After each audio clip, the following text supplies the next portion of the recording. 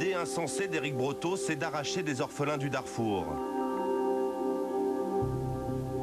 Une région de sortir ces enfants de l'enfer du Darfour, et l'important c'est de les ramener dans un pays où ils seront protégés, et ensuite de demander à ce pays, entre autres la France, d'arrêter de se voiler la face sur le drame du Darfour, d'arrêter de faire semblant d'aider le Darfour, d'arrêter de vendre des armes et de faire concrètement quelque chose pour sauver la population du Darfour. Voilà notre message. Forcément, ça ne va pas plaire à tout le monde, forcément on va passer pour des fous furieux ou pour des illuminés. En attendant, nous, on a agi concrètement, on a sorti concrètement des enfants du Darfour.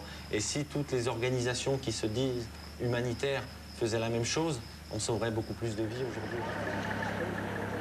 Cela fait maintenant un mois que l'Arche de Zoé s'est installée à Abéché. Depuis la mi-septembre, comme ce soir-là, des groupes d'orphelins du Darfour. Des chefs de village remettent les Zoé ne sait rien d'eux. Ils ont fait du cas, il y a 13 enfants. Donc on ne va pas faire une enquête tout de suite, on va les laisser dormir. Et demain, on va savoir ce qu'ils sont réellement orphelins et on va poser toutes les bonnes questions, quoi.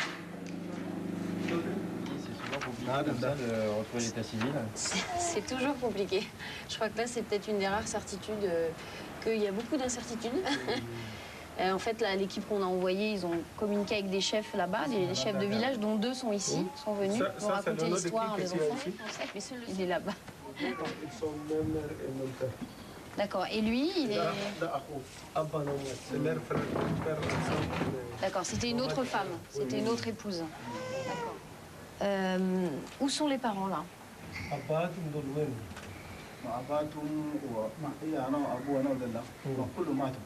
Tous leurs parents sont morts. D'accord, les 2 parents.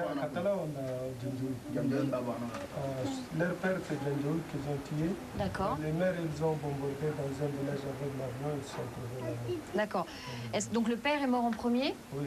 Aboumad Awal ou Iyamad Awal. Le père, il est mort. Retour au Tchad. Pour accueillir ses enfants, les familles françaises, lui, semblent prêts à assumer le risque. L'humanitaire à n'importe quel prix.